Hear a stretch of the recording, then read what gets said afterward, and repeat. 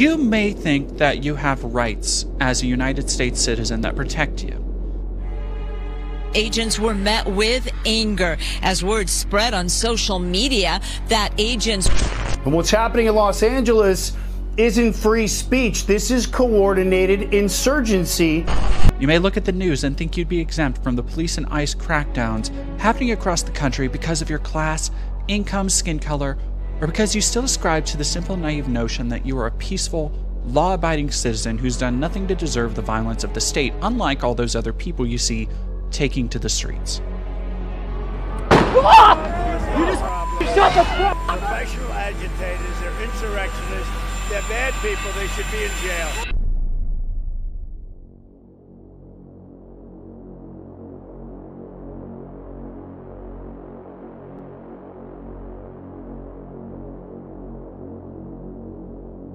I imagine that's what most people in the median American voting base thought when they saw the first news of the violent riots breaking out in Los Angeles after ICE and National Guard were deployed to forcibly extract immigrants from communities across LA. The move represents a terrifying new precedent where the administration, in their ongoing lawsuit with the state of California, assert that the president has unilateral authority to dispense the military in America without being questioned by state governments, essentially. This is while the protests are framed by close advisors like Stephen Miller as an insurrection, and the military action being taken as, quote, liberating Los Angeles from the socialists, as Kristi Noem so stupidly put it. As the sensationalists in the media played up the irresistible, titillating images of protesters standing on cars and lighting driverless vehicles ablaze, the narrative became cemented that these were lawless uprisings that needed additional force to suppress, to keep the good, law-abiding citizens of Los Angeles safe. The battle for Los Angeles is on, and it's long overdue, frankly. Look at these scenes. This isn't somewhere on the front lines of Ukraine. This isn't somewhere in Gaza. This is allegedly inside of the first world American city of LA, but it is indistinguishable from the third world because we've allowed so many third world criminal aliens to come here and destroy it. At the moment, Democrats are trying to portray the riots in Los Angeles as anti-ICE protests, but that's not remotely accurate, of course. No sane person believes that it's some great tragedy that ICE is rounding up murderers and sexual abusers. The goal of the riots in LA, very clearly, is to establish the supremacy of one ethnic group over another. Any leader who cares about their people would stand up to this group of bandits and this mob that is engulfing Los Angeles yet again. Gavin Newsom and Karen Bass, they feel as if they have an obligation to the lawless. They have an obligation to this insurgency. And it is very revealing that the base of the Democrat Party, not some sort of fringe element, but the base, the fundamental ingredient of the Democrat Party is street violence. Conservative media especially harped on the idea that California Governor Gavin Newsom and Los Angeles Mayor Karen Bass were unfit for their elected roles, necessitating intervention from the Department of Homeland Security and even the Marines. Of course, the mainstream media itself did very little to prevent this narrative from emerging. The eye-catching stories of protesters waving flags amid flames were too good to resist burying the lead that the violence in these protests was hysterically one-sided, that side being the police, including the Los Angeles PD and sheriff's departments. As the protests drew on and coverage increased, more of the press who had taken to the streets to document these riots would witness for themselves firsthand the force the LAPD wields with seeming impunity. It's perhaps fitting that the corporate media apparatus, the vanguard of the liberal status quo, were shocked to find that they were as much target as anyone else when the force of the state came crashing down on dissenting civilians. Few things spark class consciousness like being targeted when you believed you were exempt. Los Angeles is a city intimately familiar with police brutality and more notably protesting it. From the 1965 Watts riots in response to the excessive force arrest of Marquette Frye to the 1992 riots after Rodney King was viciously beaten by several LAPD officers who were unaware that they were being filmed. The city of LA has continued to balloon the budget for their police force, which was approved for $2.14 billion in the 2025 fiscal year. And all the while, the payouts for lawsuits against their officers have increased in kind, with the city on track to pay out more than $300 million, according to LAist.com. From an article written in May of this year before the ICE protests and class action lawsuits from a variety of journalists who had been directly targeted during said protests. And it's because of all this that Los Angeles was uniquely suited to become an epicenter of the anti-ICE movement that's been spreading across America, congealing with the No Kings protest that coincided with Trump's big birthday boy bash military parade. Even as the stories continued that LA was essentially a lawless war zone, that roving bands of anti-American Antifa gangs were battling it out with upstanding and righteous police officers, I knew there was more to this story. I quickly arranged to fly down to Los Angeles myself, endeavoring to spend 5 days at the protests, filming and streaming whatever I saw to bring an uncensored view of what it was really like on the streets of LA. If all you've seen of the protests have been news headlines, you might be surprised by what I found. I saw community, dancing in the streets, people coming together to take care of one another, and by the thousands exercising their rights to free speech and public assembly. And every single act of violence I witnessed came from the incitement of the police. With the military deployed to defend federal buildings and intimidate civilians, the title Battle of Los Angeles has become a quick shorthand for the current series of protests. Of course, it also evokes the classic Rage Against the Machine album, but it's fitting beyond the radical militaristic imagery. These protests felt not just like a battle between overwhelmed protesters and active oppressing groups, but a battle over the heart of a city, pushing and pulling between the communities uniting, desperate to have their voices heard, and the government apparatus working tirelessly to silence any dissent, regardless of who it affects and how. And I spent 5 days in the middle of it all.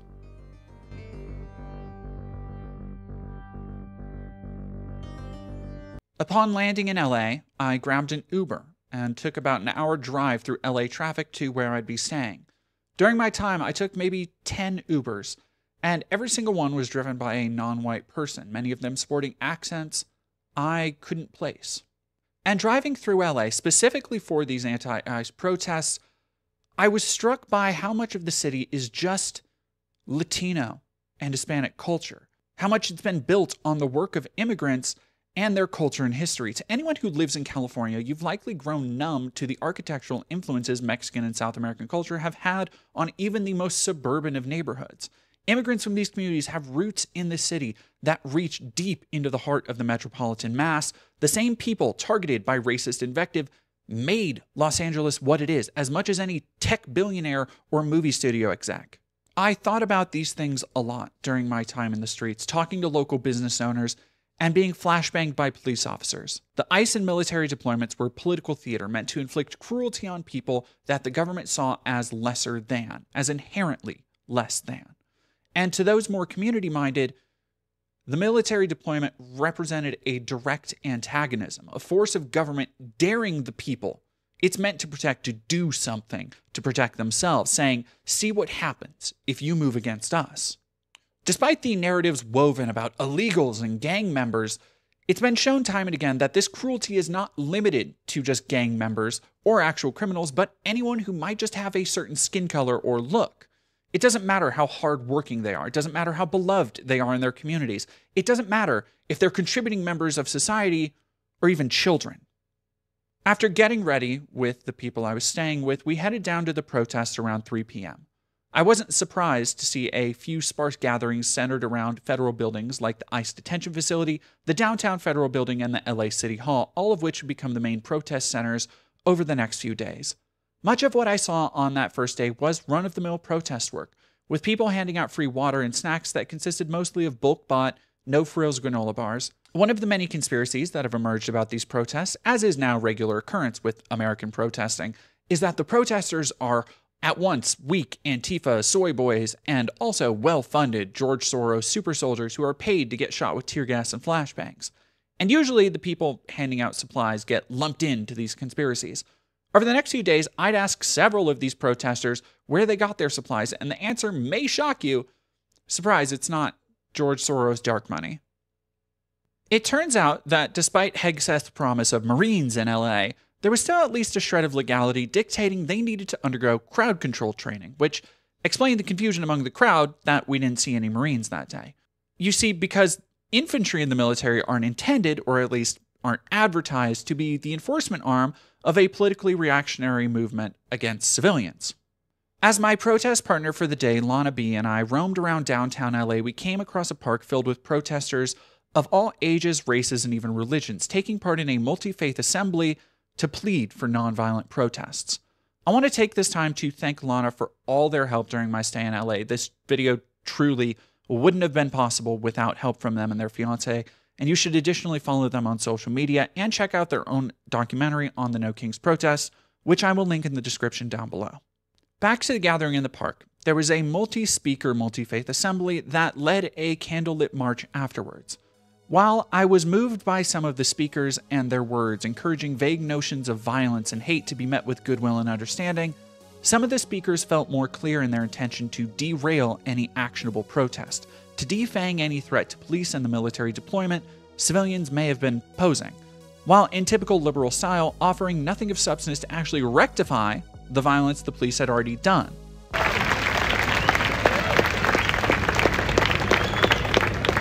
Repeat after me. Say I believe. I believe. I believe that we. I believe that we. I believe that we will win. I believe that we will win. I believe that we will win. I believe that we will win. I believe that we will win. I believe that we will win. I believe that we will win. I believe that we will win. I believe that we will win. I believe that we will win. I believe that we will win. I believe that we will win. Give yourselves a round of applause, everybody.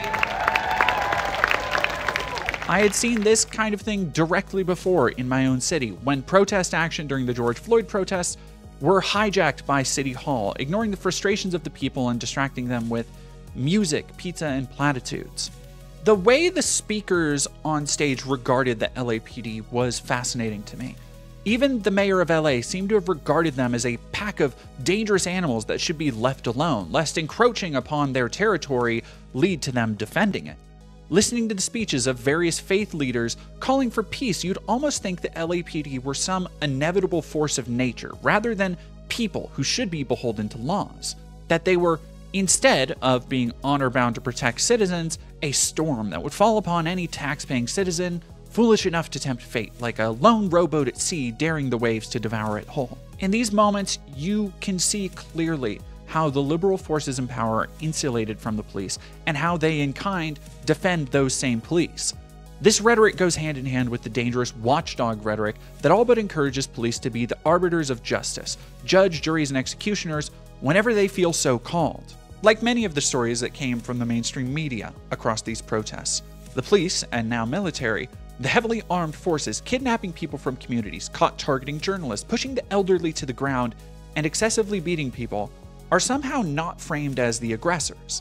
If they are, it is depicted as an isolated incident rather than an accepted part of the police culture in America. Whether or not the individuals who comprise the police are good people is immaterial.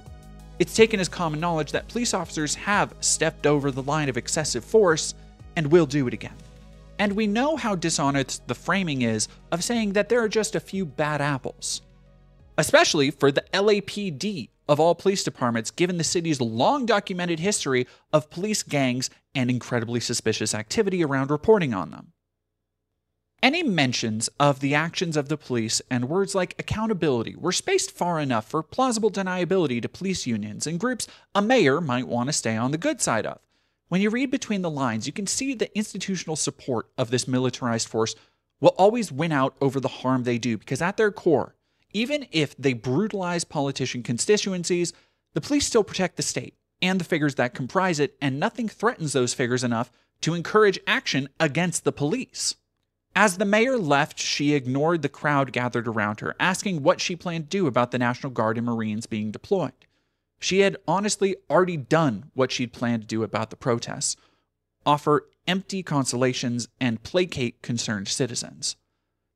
And soon after that, news came down that the mayor had enacted an 8 p.m. curfew in the downtown area. As the park group moved towards City Hall, it blended into several other marching groups that had been there all day. And as the sun began to set, it seemed nobody really knew about the curfew, but even those that didn't seem to care. Make no mistake, the curfew in this non-busy part of town wasn't to protect businesses, but give police an excuse to arrest anyone they could arbitrarily declare unlawfully assembled. But the people of LA weren't deterred. Departing from the somber, liberal tones of the faith gathering, the people who had taken to the streets felt not like a riot, but a block party. It didn't matter how old you were, what you wore, what your skin color was. If you were on the streets next to everybody else, you might as well have been family in those moments.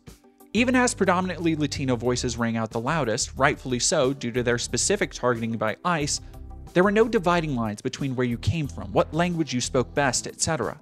The jovial vibe set the tone for the next few days of protests, regardless of the efforts of LAPD, Marines, DHS, National Guard, and the Sheriff's Department to intimidate law-abiding citizens.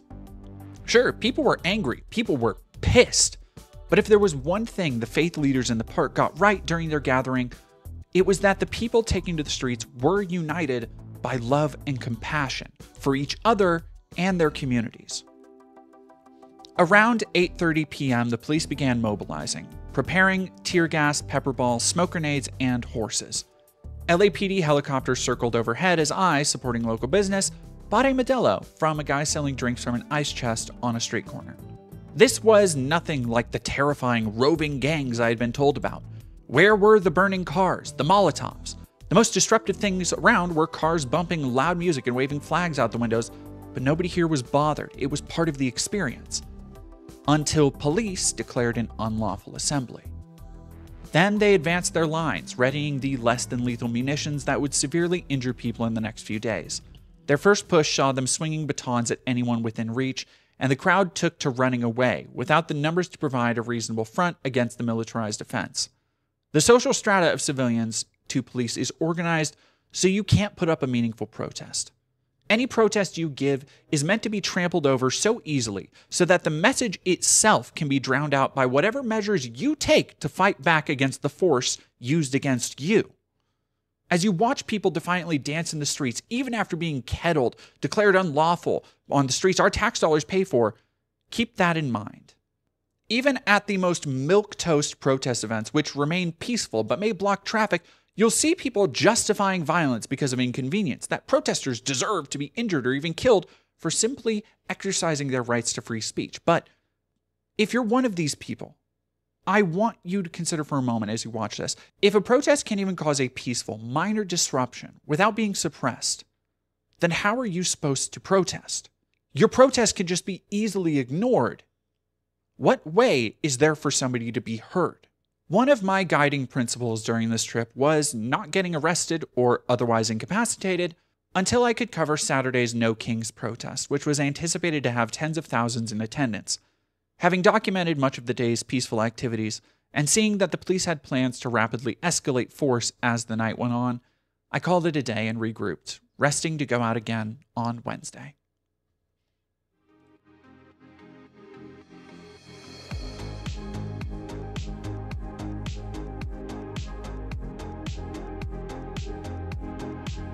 On Wednesday, I met up with my friends and fellow left content creator Jesse Gender. Instead of heading directly to the detention facility or city hall sectors, we meandered a bit around the nearby Little Tokyo, community that had seen plenty of vandalism the previous weekend. Graffiti in Los Angeles is ubiquitous, but you could easily tell what was fresh by the hastily scrawled mantras of "fuck ICE" or "Viva la Raza."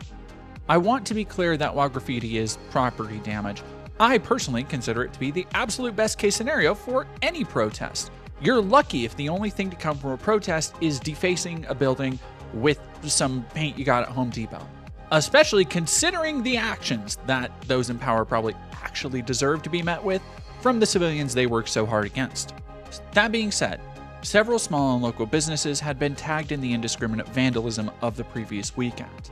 As Jesse and I wandered through Little Tokyo getting supplies for the day like water and sunscreen, I took the opportunity to talk to some local business owners about the protests and their opinions. In this predominantly Asian American and immigrant-focused community, I thought there was an opportunity for a fascinating look at solidarity. How did these folks, who themselves are largely comprised of immigrants, view the extrajudicial targeting of immigrants from another part of the world, whether they had immigrated legally or not? A small trading card shop I stopped into seemed bullish to be on camera, but vaguely supportive of the protests, or at least sympathetic to their aims. Does it seem like most of the businesses kind of support the protests out here? Because it seems like Like a lot of the people they're taking are Los Angelinos. They're natives. They're working these jobs. They're part of the community. Yes. I heard about something down in on Venice where one of the like regular fruit cart merchants just got taken by ICE, and like that's so like weird. Member of the community. That's so weird. Like they should have given him like a fair like a trial or something. A trial or due process. You know, you can't just pick up people around without warning. It was an interview with the owner of a local bubble tea shop that I found more interesting myself, as he was boarding up windows in anticipation of more vandalism, and as the signs in front of his store had been damaged by blue paint emblazoning "Fuck ICE" on the storefront. He also seemed sympathetic to the protesters' cause, despite the extra work caused by them. What are your feelings as somebody who works, pays taxes, does all that stuff? What are your feelings on ICE coming, scooping up people, shipping them out with no due process? I know it's really complicated. I don't have much opinion about if they are legal or not, but I really hope. I mean, when people say if it's illegal, that's illegal. But I also hope people remember that if it's legal, it's legal. Yeah, the gap. Just because the government says it's legal doesn't make it right. Yeah. If people are doing something legal, that's illegal.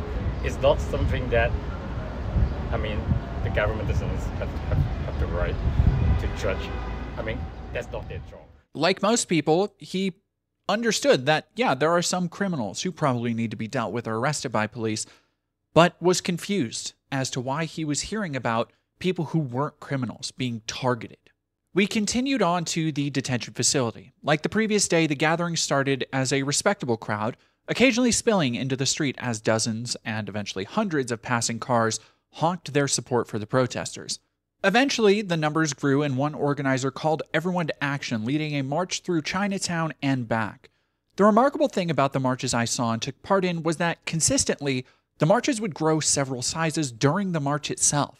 Whether by bystanders joining or people who were on their way to the protests anyway, I couldn't tell, but the Wednesday protest was unique for the caravan of cars that gathered to accompany the protesters on foot. Despite occasionally disrupting traffic, the group was always met with honks of support from cars waiting to cross. I could tell because the drivers would also smile or hold out their hands from their windows in a show of solidarity. Throughout my time at the protest, no matter what street we were on, the crowds holding anti-ICE signs would be met with encouraging honks and smiling faces. Another narrative of these protests is that nobody else supports these protesters, but that's simply not true. In lieu of showing up themselves, likely because everyone has obligations, responsibilities, jobs, or some other things that can't be put on hold to protest, people would simply honk, a signal to the crowd that even the random passersby agreed with their mission, that they'd maybe even be out there on the street alongside them if they could. We're all able to show solidarity and support in different ways, and these passing signals helped keep the crowd energized between sun-drenched marches and resting their throats sore from protest chants. And, as promised, I asked several supporters where they got the water and supplies they were handing out. Hey, real quick, where'd you get this water? I brought it. Okay, you pay for it with your own money? Okay, thank you very much. Could I ask you a question? What's up? Where'd you get the water? From the store. Did y'all just buy it? We collected donations through Instagram. We raised over $1,000. To support the protesters? Support the protesters. All right. The uniform reaction was confusion, because all of the people I spoke to had brought and bought supplies with their own money, or money that they had raised for the specific purpose of supporting the protests. It was a truly beautiful day, and in a moment of perfect synchronicity, a marcher who had brought a saxophone to play an accompaniment to music from his speakers was joined for an impromptu jam session by a protester who had brought a drum.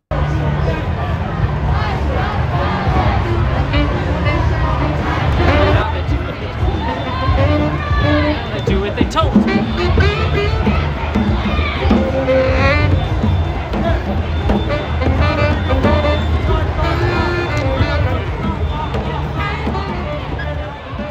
There were plenty of people keeping things calm and orderly all day, until the cops got uppity and began to mobilize, dividing people in kettling groups. They fired flashbangs into the crowds that had gathered across from City Hall, driving people into various streets and effectively breaking up any of the larger crowds, separating the numbers into those more manageable for the brutish riot gear-equipped LAPD officers wielding batons. Yet, even as the cops divided everyone up, throttled and harassed protesters were still peacefully dancing and celebrating in the streets, united by culture and peaceful resistance. Showing defiance doesn't always mean violence. Sometimes it can simply be letting riot troops know you're not afraid to dance in the street.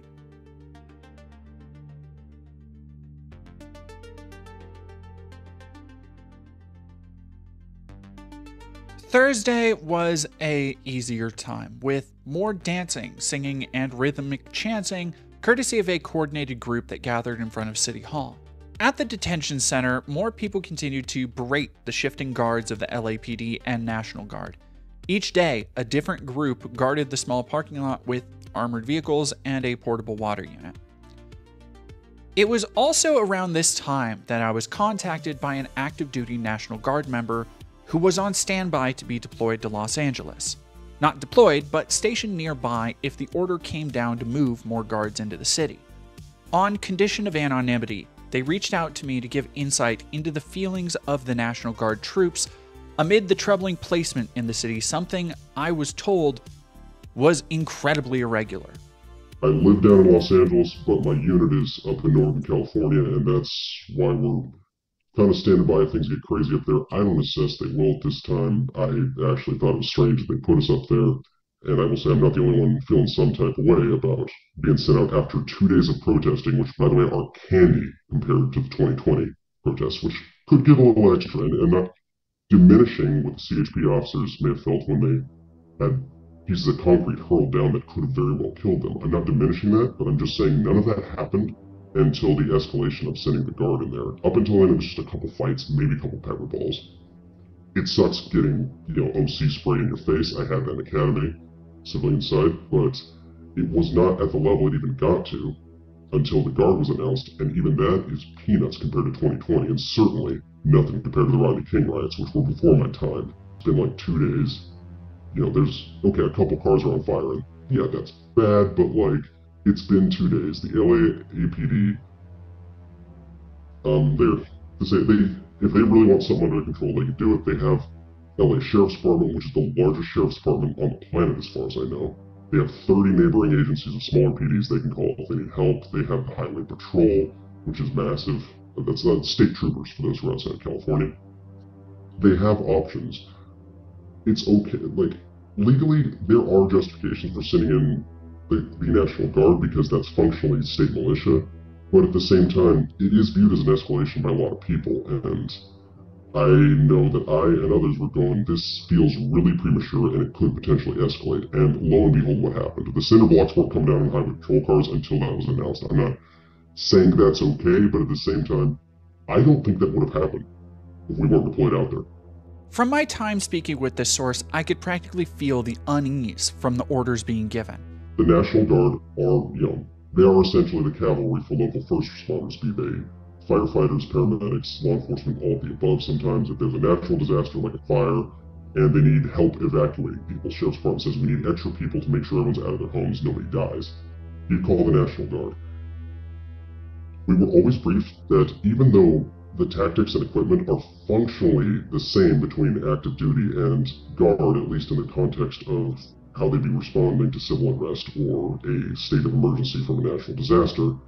Functionally it's the same, but legally there are boundaries. And we were told unless there is either an insurrection formally declared or martial law declared, you do not send active duty to do what the guard could do. Because it is legally an escalation, even if the active duty Marines are going to be using the same equipment, same tactics, same rules of engagement. You're just not supposed to cross that line, is what we have been briefed over and over and over again. Again, I am not speaking for any official capacity. I would, ask that I not be identified in that, but that's, from our perspective, from what we've been briefed, you are not ever supposed to do that unless one of those two conditions are met, and they are not met. I know some people have offhandedly said this is an insurrection, but that's not a formal declaration. So, from my perspective, from what I have been briefed through the training that I've gotten over and over again, you're not supposed to do this. And I'm not the only one who's complained. If you hear about that veterans hotline, or sorry, the hotline for military folks who feel they're being asked to do something unconstitutional, reading articles, they've been getting a huge uptick in that lately of people calling in concerned from both active Marines and Cal Guard, both soldiers and airmen, that's Army and Air Guard, going, are we good doing this? Apparently, the National Guard that had been deployed to Los Angeles were diverted from another active unit, a task force designated Rattlesnake, which works year-round alongside California Fire to prevent forest fires, which in California can lead to devastating fire seasons, like those we saw last year in the very city of Los Angeles. This strikes me as more than theater, as more as a method to, intimidate, to showboat, whatever, and using people's tax dollars to do it. Now, granted, a lot of, it's worth saying this, I'm not going to bore you with the way different orders and funding work. A lot of guys were already activated and being paid, who were sent to Los Angeles. They were already being paid to be part of another program, which it's called Rattlesnake. We help out with, we assist Cal Fire with fighting fires, and it's a year-round activity. If you're not fighting fires, you're doing, prescribed burns to reduce the damage that happens during fire season. You're doing other stuff. When I was on Rattlesnake a couple years ago, we actually assisted with flood fighting in sort of central California. The great program, it's worth every penny. They sent a lot of the guys from there to handle civil unrest, so a lot of them weren't necessarily military police. A lot of them are, who just go to Rattlesnake to help out and get some more money. Maybe that's what they choose to do for works instead of a civilian job, guard bumming as we call it. I've done that for a little while now. It's a lot of fun. But they have, money-wise, they are spending money. A lot of these guys were already activated, who they sent. That's why they were able to mobilize so quickly. They were already on those orders. The paperwork was signed. It was unclear how this unit diversion would take away from fire suppression efforts, but it was clear that even to people in uniform, the show of force seemed unnecessary. Given the massive budget of the LAPD and the sheer size of the LA Sheriff's Department, and that the far more intense 2020 uprisings were contained without National Guard or Marine Force, it was more clear to me than ever during my interview that the active duty deployed to LA were simply there to intimidate civilians and look good for political photo ops. Now, one thing I noticed was how the protesters regarded the military forces differently than the LAPD. The police in Los Angeles were a known quantity. It was just accepted that they might act in bad faith, that they had no interest in the personhood or humanity of any civilian, and would truncheon them at any perceived slight. That's just how people on the streets feel. Nobody tried reaching through to them, but people did to the National Guard troops. It's been long understood that military recruiters have targeted low-income and predominantly POC communities to bolster their numbers, and that includes the National Guard. Most people, including recruits, probably think of the National Guard in terms of domestic disaster relief and crisis response efforts, which is what they're primarily used for. I doubt any of the young recruits expected to be holding live weapons to threaten average people. Across all 5 days, I saw people pleading with the guardsmen, asking why they were following the orders that allowed ICE to destroy families and local communities. One particularly cutting line of questioning came from a military mom with a loudspeaker. When she mentioned how ashamed their mothers must be, you could see many of them wince even behind their masks, which is an understandable reaction. Like the Marines I'd see deployed to the federal building a few days later, many of the National Guard deployed to LA were still easily classified as kids.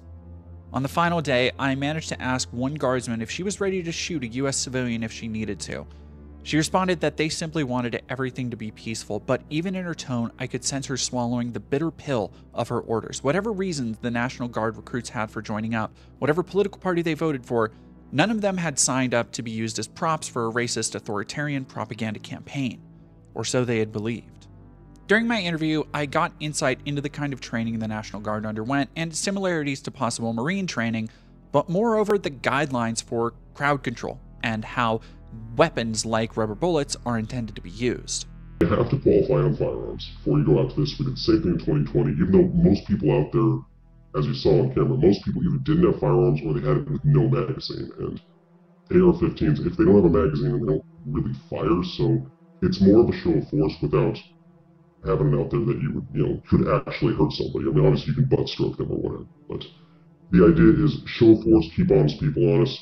But what we got the day before, because Saturday night, when we were told you may be sent to Los Angeles over these protests. So the next day, we went out and we did riot training. Basically, you line up with the shields, and some of the guys who've been doing this a long time, they're simulating protesters. Now, they may stand around, they're going to be perfectly cool, and you spend 10 minutes during that training session doing absolutely nothing but watch people take selfies and maybe talk some trash to you. Then you'll do another session, and sooner or later somebody might throw stuff at you, or they might slam in your shields, try to take your shields away. Things like that, and you're told, alright, hey, so you do this, you need to push them away, make sure they don't hurt you, they don't hurt your friends, they don't hurt whatever people or property you're protecting. As far as the less lethals, so for example, the rubber ducks, we call it, in a shotgun that would work the same as any other 12 gauge, just you got something that bruises like hell. I've seen people get hit by it, but it's not really designed to kill somebody. It's designed to make it hurt really bad, and you just, don't do whatever you're doing. That's what we were specifically trained on. For that, some of the guys who had the certs on that were practicing with that, and they specifically told us, excuse me, that was my first time getting that training. I want to say it's 30 yards, it might have been 30 feet. The number was 30.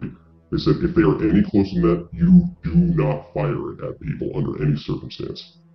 I mean, maybe if they're coming at you with a knife or some sort of lethal, yes, that can escalate. But generally, if they're just being a nuisance, punching and kicking people and throwing stuff at you, even if it's a rock, yeah, the number was either 30 feet, 30 yards. I will double check. That whole day was a blur. We were out there for like a little too long, doing a lot of training.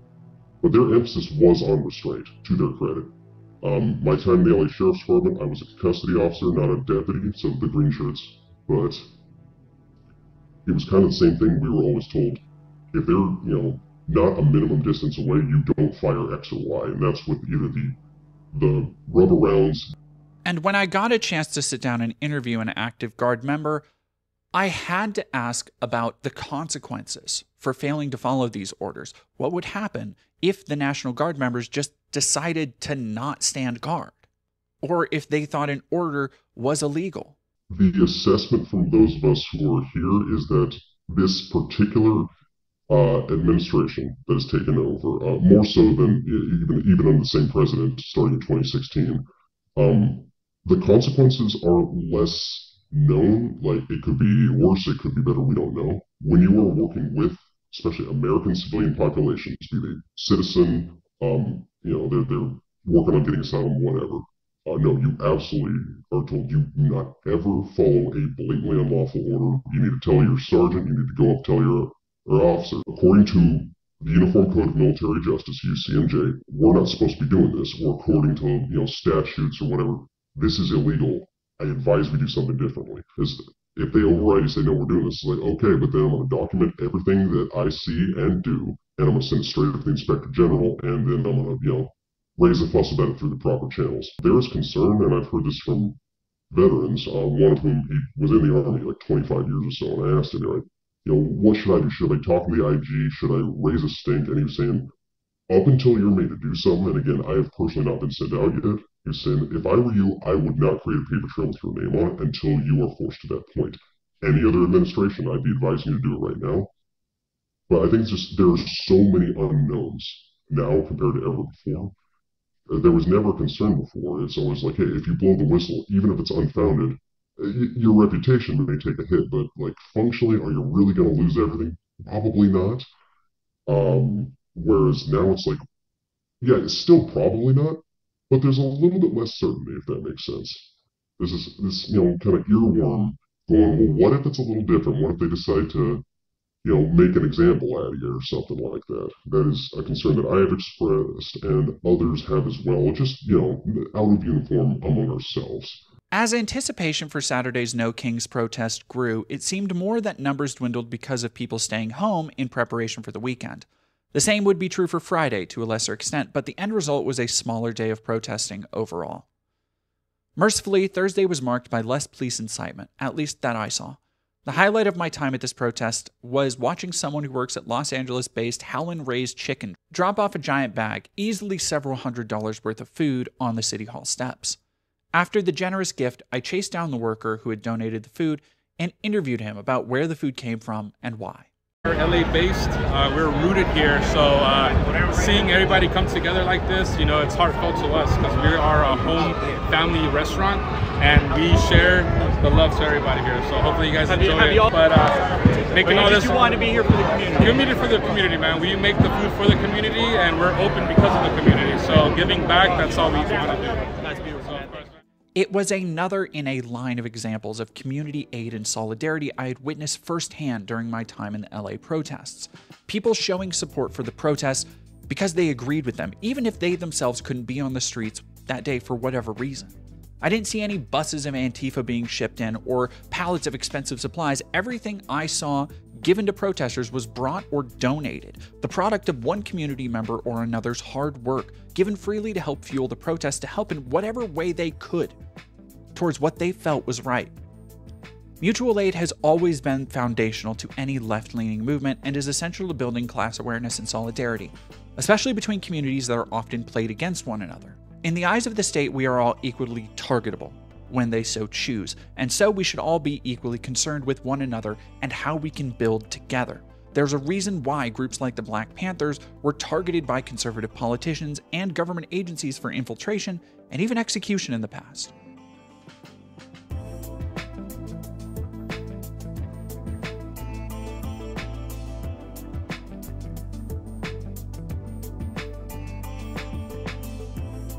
Day 4 began more tense than those preceding, with the news of the Marines that had been deployed to Los Angeles making their first arrest, which turned out to be a vet just trying to get to an appointment at the VA.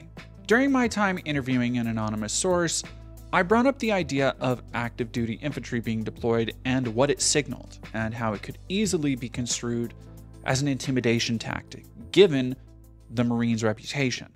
In my experience, because even through the Guard, you do go to other states and get to work with them, train with them, even in other countries. I think that's great. It's a good time. There is a perspective. I've noticed that people who have never been to California, never been to Los Angeles, and possibly haven't even met someone they knew was an undocumented immigrant, they want to crack down on this menace that they've never actually met, but they've been told is very dangerous and is actively malicious. Whether they would say about taking care of Los Angeles, liberating it or whatever, but it also could be seen as a show of force, and we're escalating all the way to the Marines, this branch that is held rightfully in very high esteem, and we're sending them to maintain order in Los Angeles.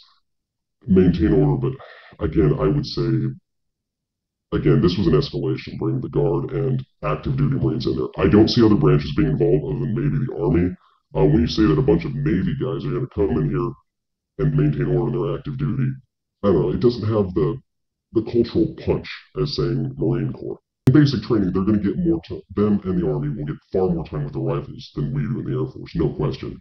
End of the day, though, if someone is, say, a TAC-P guy, that's the guys who call in airstrikes in the Air Force, yeah, he's going to get a lot more trigger time, practice, and all that than a Marine who works in finance or maintains the gym. But as far as reputation, what a civilian will look at when they think Marine, you think Lee Ermey, you think rough and tough, you think strong, you think a professional killer, essentially. That's not always true, and even those guys who are infantry, they're not all necessarily knuckleheads. Some of them are actually quite smart. But that is the image that people think of, especially laymen, and that is the image that I observed they were trying to project when they were sending these guys in. Whether the fellows on the ground actually felt that way or felt that was their duty to be intimidating or not, it didn't seem that way, but that was what was being projected. News had also reached me of a list of items the LAPD had said were unlawful to carry to a protest. The list included signs, banners, water bottles, and a variety of vague items that could easily be interpreted to justify police force if the heavily kitted out officers decided you were a threat. Friday seemed intent on becoming a holding pattern for the protests downtown, going through the motions of the previous days, reminding the police and National Guard deployed that people were still outraged, still ill at ease, yet echoing the marching and chanting I had seen for several days now. Just as the march began from the detention center, as it had the days before, another second protest group rounded the corner. Two separate protests marched together for a while before separating again. The original detention march continued on through Little Tokyo as the second group gathered for community-minded speeches, like one giving attention to a Japanese museum. They lost property, they lost land. So it's very important for us to acknowledge the cultural history of Los Angeles. This moment with ICE is not new. This is generations of trauma, generations of oppression. And this entire institution is boarded up because its funding was cut. Its federal funding was cut because they refused to bow to fascism. Can we give it up for the Japanese Americans? These shows of solidarity and history were honestly beautiful observations of how the various communities of Los Angeles intersect, play into one another, and a reminder of how it is our jobs to look out for one another despite differences. As we walked through Little Tokyo, I took note of the various signs put up by the community protesting ICE's occupation in Los Angeles, while also asking for no vandalism because the area was also a community of hardworking immigrants. A representative of one of the local indigenous tribes was performing smudging ceremonies, and as I attempted to get a better angle for some footage, I was surprised to receive a personal smudging that I accepted gratefully. It was a beautiful and generous gesture that left me feeling a wave of peace, though only momentarily. A brief respite before the storm I knew would come downtown tomorrow. I stayed behind as others were also graced with the gesture, with members of various faiths and backgrounds calmly standing in line to have the smudging bestowed upon them.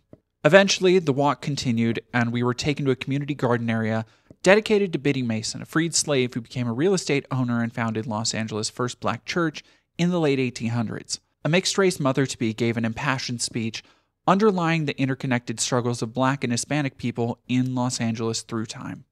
It's important for us to acknowledge our strength in understanding the similarity in our struggles. The similarity, not in our resilience, but our relentlessness to still be here. If Biddy Mason did what she had to do to travel with her children to a safer place, I think we should protect the mothers who are doing the very same thing and being separated from their babies. I am a firm believer that education on one's history and the history of your community is just as important as any political theory or principled action. This brief marching tour was a reminder of why I had gone down to Los Angeles, to show not just the protests, but the people in them, the people of the city, who were attempting to push back against immoral laws and those that enforce them with the sparse tools given to civilians, those being protest, and in this case, education. Any reform or revolution we might like to think about cannot happen without educating ourselves and others first, something I think many young people on the left don't understand or take the time to. Content with the calmer tone the day had taken, and looking to steel myself and rest for no kings on Saturday, I left downtown for the day. Like previous nights, there would be a few scattered arrests after curfew, but nothing resembling the stories I had heard about the lawless hellscape LA had devolved into. There was no insurrection here.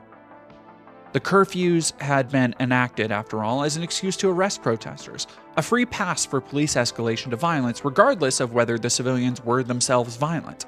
Perhaps it was meant as an olive branch from the mayor to the police, but the message was clear. Even peaceful protest would be called violent if the police just got tired of it. I had received word that even in my small town of Spokane, Washington, there had been police unrest after ICE agents, ever desperate to fill the arbitrary quota of human bodies assigned to them by the administration, had taken an asylum seeker who had gone through the proper channels to seek asylum. I hadn't seen tear gas deployed like that since Spokane's George Floyd protests. It was a reminder of how far these issues are spreading. No matter what corner of the country you inhabit, these forces will work upon you eventually. Call it capital or fascism or the bourgeois, they don't care. They don't care how peacefully you protest, they'll call it a riot. They don't care if you're a journalist, they'll still target you. This state-sanctioned use of force is something none of us are safe or insulated from unless we're behind the wall the police protect, the rich, the powerful, and themselves. And I know I'm not in that group. because the next day I found myself in the firing line.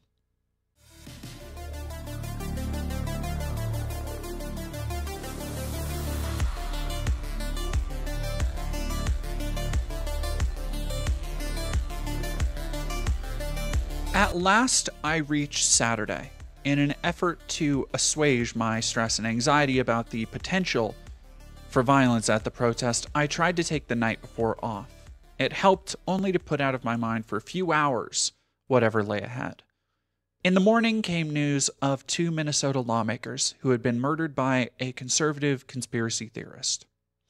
This murderer had plenty of other names of local Minnesota politicians on his reported hit list, all of them affiliated with Democrats and left-leaning politics.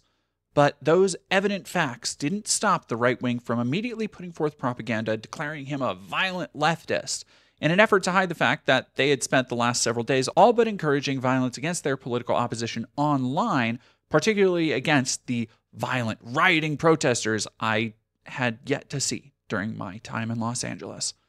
I took an Uber into downtown LA, a ride that was extended because the police did their best to block off several of the most immediate off-ramps into the downtown area. The entirety of downtown was a staging area, and tens of thousands of people walked willingly into it. Some knew full well what could and likely would happen that day, though I suspect most didn't. Those blissfully unaware brought their pets, children, families, and loved ones to the march. And the numbers of people taking to the street, bolstered by the No Kings event, were truly breathtaking to behold. Throngs of bodies spilled across every street corner from City Hall to Pershing Square. Music and speeches filled the air between the gaps left by the handmade protest signs of varying artistic quality and radical intent. This is where I want to talk to you about the point of all this. The point of these protests, of what people thought they might accomplish, or rather, what different groups that took part in the No Kings protests thought they were accomplishing. As with most protests like this I've been to, you have a procession of liberal sentiments. Playground insults about Trump, homophobic references to Trump and Putin or Elon Musk, jokes about him wearing diapers, or, as went pseudo-viral from the protest, jokes about how if Kamala had been elected, the protesters would have been at brunch instead of protesting. The problem I take with these sentiments isn't just that they're useless, but actively harmful to the actual message and aims of protest. Non-specific insults that play to the aesthetic obsession of liberals and centrists. They hate Trump not because of what he's doing or what he represents, but because he's embarrassing, unseemly, and grotesque. So, if it was a well-spoken Adonis doing all the same things, where would their criticisms lie? This brand of signs are petty, brunch liberal Reddit upvote bait for real life, where someone walking by and acknowledging your sign is a surrogate for the dopamine rush of a social media like. It might make you feel bad to hear it, but this is not effective activism in any way. They aren't an advocation of a principled position. They're an abdication of principle in favor of subpar Saturday Night Live insults meant to make people feel better simply for showing up, waving their sign and leaving, content that they've done an activism by being there. They had their voice heard. They feel contentment at having played a role in society's nebulous idea of a democratic process, even if nobody they were protesting will know the protest happened. Real tree falling in the woods type shit. As an example, look at some of the conservative influencers who farmed these people and their signs for content, easily making them look ignorant and ill-informed because they probably are. Got the cane out here. Yeah, the cane of gold. The cane of gold, the heart of ice. Yes. Look at that. Wow, you got a lot of symbolism going on right here. The crown, the mask, the cane, the belly. What's the sign say? The ready belly of the beast. You could say it's the belly of the beast. The belly of the beast. In the belly of the beast. In the belly of the beast. And what brings you out here today? What makes you most upset about this military parade? And some people are calling it the Trump regime out here. Trump is acting like it's glorifying him. He has this special rapport, he thinks, with the army. So once he thinks he's got the army on his side, he can take everything over, he thinks. What is the similarity of the Nazi that you are referencing? Sure. I mean, pogroms, basically. I mean, what's going on right now in LA? Finding people who are quote unquote illegal for what? I mean, they're selling tacos, or they're cleaning homes, or they're picking fruit out of fields, but they're getting deported. And the arm of ICE has become this kind of really brutal goon squad, like the SS or the SA, Gestapo sort of mentality. They're brutal, they're crude, they align themselves with him as opposed to keeping peace. That is total early sort of mounting processes that happened as Hitler was taking over in Germany at that time. I mean, really unleashing sort of the military to squash dissent, and protesters were peaceful. Did you think of the massive riots, looting, cars set ablaze? Do you think it helped the cause, or do you think it was... Of course it hurts the cause. It always hurts the cause. Violence always hurts the cause. But it wasn't whole city-wide. It was in a small little part, just like when we had riots here in New York on 8th Avenue. It wasn't all over the whole city. There was just parts. And hoodlums come out and they ruin a good thing. That's not to say they don't believe in causes or are good-willed or that they genuinely want things to be better. But they likely don't understand or haven't taken the time to understand how these issues are all related. For example, the liberal Democrats that claim to oppose Trump yet still oversee the military occupations of their cities while placing blame for unrest at the feet of protesters and antagonized civilians. But these people are only one part of any protest, and for every person at LA's No Kings protest who treated the day like a festival outing where they could show their support for the back to brunch political platform, there were people who had been there every other day, who were knowledgeable about the issues, who were ready to stand in front of tear gas, rubber bullets, batons, and flashbangs, not just for what they believed was right, but for each other. Despite the massive numbers of the protests, the events of the day were more joyful and peaceful than before. As tens of thousands swarmed, it was nearly impossible to stream with a good signal, leading to some of the spotty footage you see here. As the morning's marches quelled, food cart vendors made their way through various gatherings at the City Hall, ICE Detention Center, and federal buildings. At the federal building, the Marines seemed to have been finally called in, though the troops standing guard were far from the battle-hardened image Pete Hegseth might like to proselytize. Instead, like the various National Guard troops I had seen being confronted by protesters the last few days, the faces behind the military gear were soft, not having been hardened by either time or experience in situations like this. In response, the crowd, especially at the federal building, didn't hold back their critique. One particularly incensed group of Latinas called out to two troops with traditionally Hispanic last names, accusing them of betraying their people. Again, military recruiters often target POC and low-income communities, using manipulative tactics to take advantage of young, naive people looking to make money, pursue education, or just escape a bad environment. There is truth to the idea that young men like this are betraying their communities because young men like this have essentially been groomed by the government and were now being used as pawns to suppress the voices of communities just like the ones plenty of service members come from. And while the Marine troops, like the National Guards, likely didn't think they'd be holding guns against crowds of hundreds of civilians yelling at them, they didn't have much of a choice but to stand there when the orders came down. They may have signed up to better themselves or make a better life for their families and loved ones, but the result was them being stripped of any humanity to become nothing more than a blunt instrument aimed and wielded without choice. While the LAPD and riot police backed them up, many of the young troops were understandably shaken throughout the day. Some even brought to visible tears. The atmosphere across from City Hall was much more celebratory. People had made their way onto the roof of a park department storage building, and not wanting to miss out on a vantage point, I climbed up too. From the rooftop, I got a 360-degree view of the thousands still in the street, but also the friends and families gathered in the park, the food vendors feeding people cheerfully, the children playing together. Someone brought out an ICE agent piñata, which several children took turns beating the candy out of.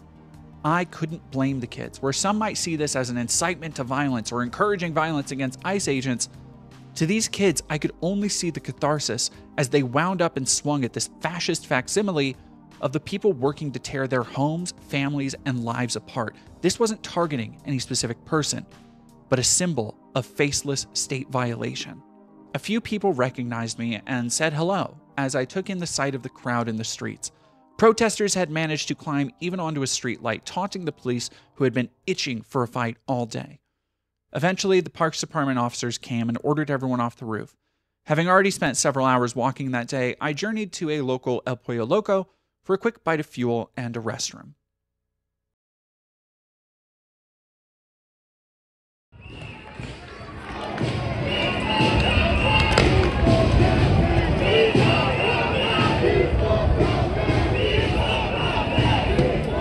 When I returned to City Hall maybe 40-ish minutes later, a large part of the crowd had dissipated. Within minutes, it became clear that the tone of the day had drastically changed.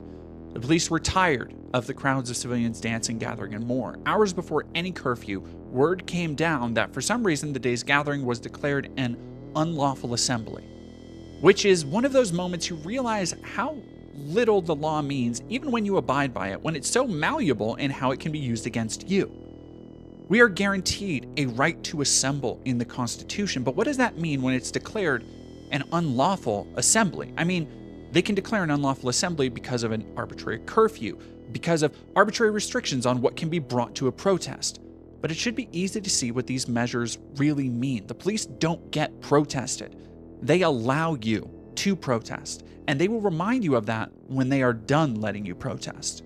The official story shared by the LAPD and LASD, the riot at the No Kings rally broke out because the protesters began throwing water bottles and rocks at officers, and protesters had the high ground. Now, I was a few minutes late to the action, but I didn't see any bricks, rocks, or concrete being thrown at the heavily armed and armored officers. I saw water bottles being thrown, and then I also saw other protesters calling out the violent action and putting a stop to it, until the cops began launching tear gas, which is the well-accepted signal of the gloves coming off. And if you're one of the people saying, but the protesters threw back the tear gas, that's violent, then I just assume you eat boot leather for breakfast. I rushed into the middle of the scrum, getting as close to the police lines as good sense would allow, while still being able to dip behind cover if I needed to. It became clear quickly that cover was necessary because even as protesters coughed and dealt with the smoke, tear gas, and disorientation of the flashbangs, another group of LAPD with pepperball guns were freely shooting at whatever fleeing targets they could.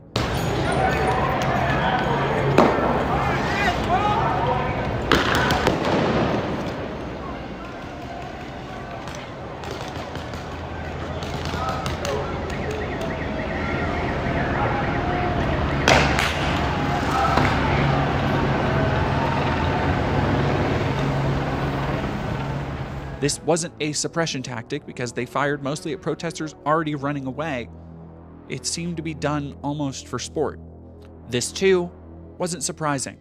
Around the country, and especially during the George Floyd protests a few years ago, thousands saw the gleeful violence the police love to dole out to civilian protesters, and this was no exception. After the first few volleys of flashbangs flew over my head and I ended up on an adjacent street where I was surrounded by police, I had to run from cover to cover, using some of the smoke to my advantage in the hopes I wouldn't be targeted by the pepperball guns. As you watch the footage, you may notice a lack of protocol being followed. For example, the time a flashbang goes off right in front of me, when the typical police protocol is to fire them above people's heads.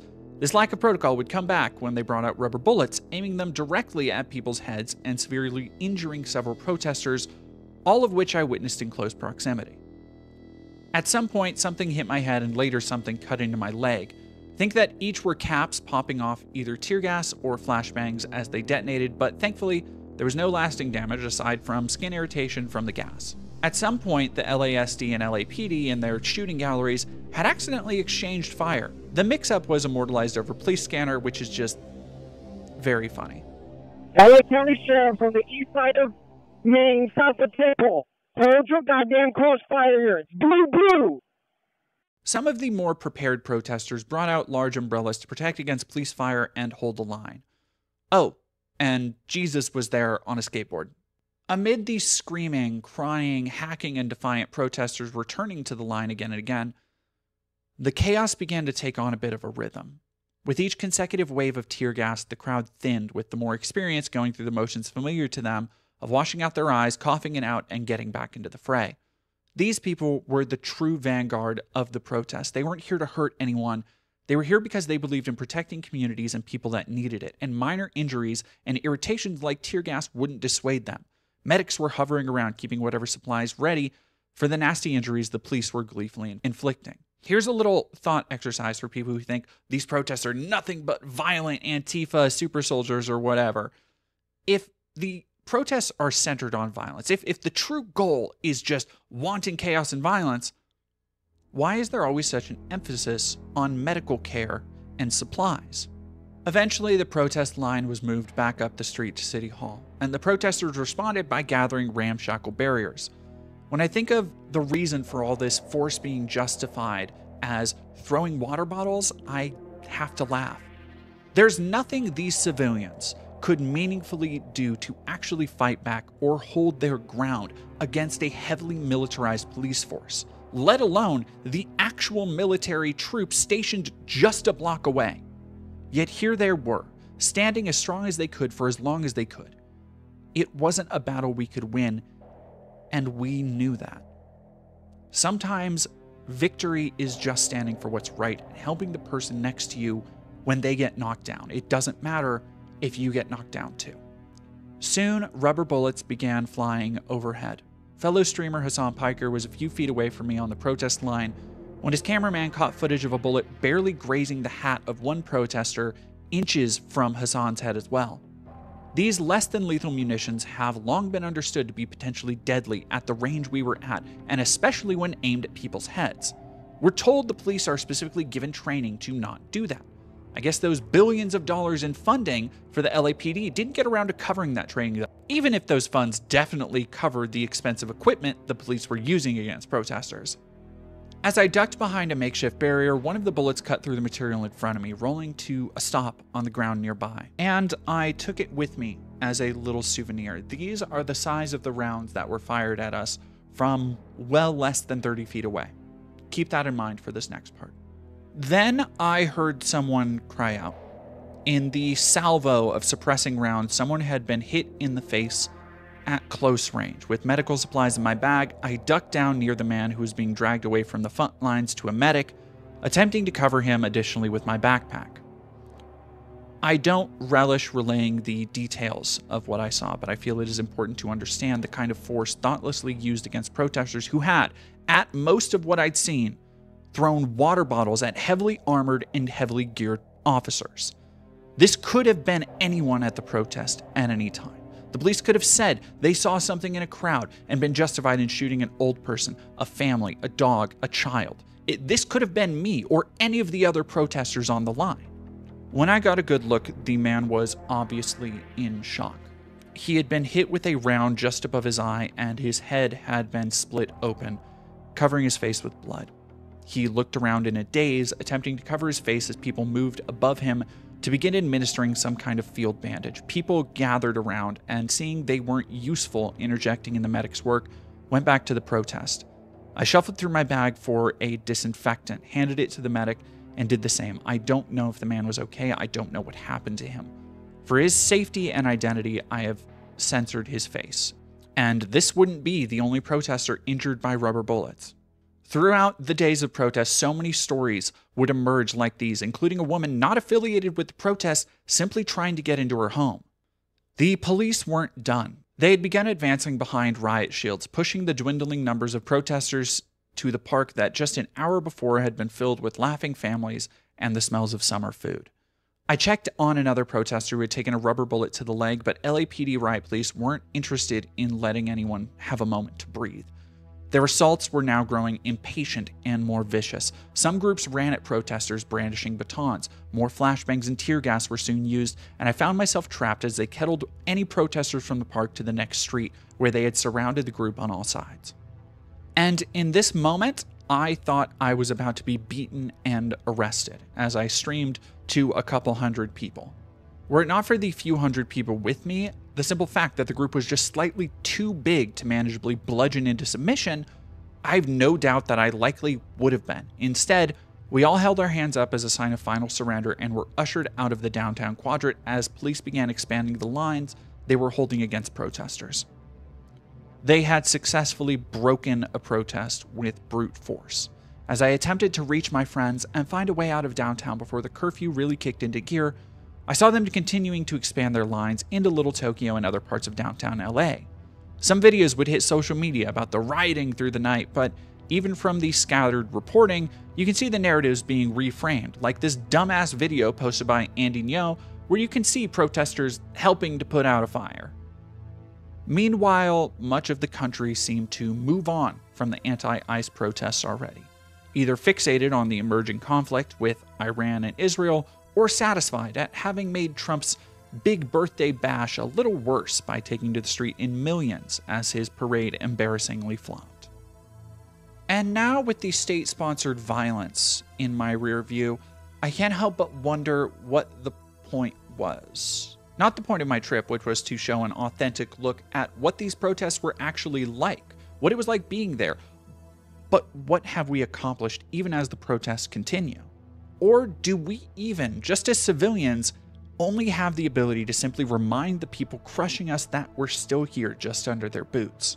If this video and this trip and all of this coverage can mean anything at all, I hope it can serve as a first-hand account of everything wrong with the current approach to how we think about protests. It doesn't make a difference how peaceful a protest is. It doesn't matter how many people are given freely of their effort and time to help each other. All of that can and will be propagandized against the protesters and their aims by the state and those who support it. As I experienced the streets of LA and the protests on them for 5 days, the stories told about Los Angeles on social media, parroting the talking points established by Trump and his sycophants, grew more ludicrous. But you have to understand these minds are not operating in the tangible reality we are. They think that they are somehow immune to the state's force, that it will not come after them just because of their ideological opposition. We've already seen the shades of this rude awakening hit several different types of Trump supporters. The good old, I didn't think he'd do this, when it's something that negatively affects them. The police and military are the same way. They don't work for you. They don't side with you. The open militarization of police in America has continued and will likely continue unabated, even after lip service from Democrat politicians to additional training and defunding the massively inflated police budgets after the George Floyd protests. Nothing has tangibly been done to change police approach to civil unrest, and now we have actual military troops occupying American cities, and it seems the governors and mayors can't do anything to stop it. But I wonder if they could. Would they? On June 15th, Trump put out another post on Truth Social saying he would be doubling down on ICE raids, also finding a way to somehow blame trans people. And just a few days later, as I was writing the script for this video, New York mayoral candidate Brad Lander was arrested forcefully by ICE. The circumstances that necessitate these protests, those being the unification of diverse communities coming together for their voices to be heard, will not get any better. Just because Trump had a grumpy day and a few million people hoisted bumper sticker slogans and patted each other on the back, that doesn't mean anything is going to meaningfully change. He almost immediately responded to those protests by doubling down. And as more ICE agents are given free rein to simply go where they want and snatch whoever they want with very little oversight, the world the left inhabits is only going to become more dangerous. And that includes for the liberals and centrists who still think there's some two-party solution, who still think they can reach across the aisle to the mythical, reasonable Trump supporter. It even includes Trump supporters themselves. If you think you're safe, you aren't. Placating won't help you. Being peaceful won't stop the violence once you're in the crosshairs. It should also be noted that as we form these coalitions and as we form these mutual aid groups, we can't afford to isolate people sympathetic to the protest cause, which includes people in uniform, as evidenced by the person who reached out to me. It's easy to critique from outside the system when you spend your life analyzing the structures of imperial capital, but we need to understand and accept that there are plenty of people who join the armed forces and even the police with the intent of doing good, believing that in joining on the side of the state, they can help other people and are performing a civic service. Especially in the case of the National Guard, who don't join to fight overseas, but with promises of helping first responders in domestic crisis situations. We can't forget the humanity behind the mask, because at the end of the day, some of the best allies we have are people who were in the services, who grew disillusioned at the dissonance between what good they aimed to do and what they were ordered to do. And as the precedent for orders like the National Guard and Marines in LA continue, there are going to be more and more people disillusioned by that system. we need to be ready to be there for them. Except for ICE agents. And I mean that sincerely. I do not believe there is any redemption for people like this. So then, what the hell was all this for? Community. Like I've said and was reminded so often during my trip, America is more than just a failing political dichotomy. Its foundation isn't the politicians who ignore constituents or play petty games with misguided military recruits. The foundations are found in the communities that have weathered storm after storm, that stick together in the toughest of moments, the people who stand up for what they know is right, supporting each other however we can. Los Angeles was built on immigrant communities, literally. There was even a point on one of these days where I walked by a construction site and overheard workers speaking to one another in Spanish, just a block away from the ICE detention facility. It's fun, big talk to speculate about a revolution or what massive reforms can fix all of this. But the growing pains between what America is becoming and what it can be in the future will be excruciating. And after spending several days watching peaceful protests get warped and violated by the state and propaganda mill, I don't think most of America is prepared for the realities ahead. We still have so many people who don't understand the meaning of institutional support for police, who seem to think that ICE wasn't actively ruining families under Joe Biden. But as quality of life for the average hardworking citizen continues to dwindle, as people continue to work harder for less, while every aspect of their humanity is monetized and sold without their consent, it's inevitable that more people will awaken to class consciousness, and that's what we should encourage, not dividing, but uniting. Which is why education is so important. It's why staying active in your local politics, your groups, forming networks of mutual aid and outreach is essential moving forward. It's why knowing the histories of your community and the others around you is necessary, and why community self-defense, including medical training and yes, firearms training, are things I constantly emphasize. There are reasons why radical and community-oriented groups of the past were targeted by the government, why Fred Hampton was assassinated. Because a movement that puts people first, that defends community and unites against common enemies, is dangerous to power, who want to instead use all of those things to play us against each other. And before I'm taken out of context, I want to be clear, I'm not talking about being weapon trained to go after cops, but to defend the vulnerable in your communities. Because as we've already seen this last week, as force continues to be freely deployed against political opposition and encouraged particularly by the right wing and their leadership, they're going to be even more targeting of those same communities by lone attackers. We don't have the power to fight back against the state or reform the government in a meaningful way, and certainly not through electoralism. And any effort to use the same kind of force used against us will only become propaganda. If a cop puts a kid in a coma, it's riot control. If a protester does the same to a cop, it's terrorism. Hell, we're trapped in such a divergent kaleidoscope of ideology that the most obvious right-wing political violence can somehow still be tilted as radical leftist terror. Beliefs aren't just determined by your point of view anymore, but additionally by the filters you're given to see the world through, which are constantly shifting to suit the aims of corporations and the government. And all of this can be scary to think about. As we all go about our day-to-day, as things get worse and worse, little by little, I think more of us try to put these things out of our mind, or we try to keep it light, taking our fun signs to fun marches and taking fun selfies before going back to the doldrums of our daily grind. But it's going to take more than that to create actual lasting change. And if you're not paying attention, you need to be, because it's a matter of time until you won't get a choice anymore. The wolves are at the door and they will find a way in. I don't know what will happen next, but I know most of us will be going through it together. And when that time comes, you'll need more than yourself or just ideas. You'll need a community at your back. Hello there, and thank you very much for watching this latest kind of impromptu documentary. Like I said at the beginning of the video, I kind of just decided to pick up everything, drop all of my other projects, and head down to LA. And I've been working pretty hard on this video since then. Up front, I want to sincerely thank a couple of people. In order of appearance, I want to thank Chloe Iris, the wonderful composer who made the opening track to this video. Of course, I cannot go without thanking Lana B, who was absolutely amazing during my time in LA, and additionally thanking Lana for the footage I used throughout. I also need to thank Jesse Gender, who also supplied tidbits of footage, particularly on the days we were together. I truly wouldn't have been able to make this video without their help and assistance, so big shout outs to them, and please go support their content and their channels. Of course, I will soon be back to producing my regular content, so if you enjoyed this, you want to help fund my independent journalism or anything else I do, please check out the links down below. Go support on Patreon, kick a couple bucks my way on Venmo, Cashapp, any of that stuff. All of it is very much appreciated and goes towards more videos and on-the-ground coverage like this.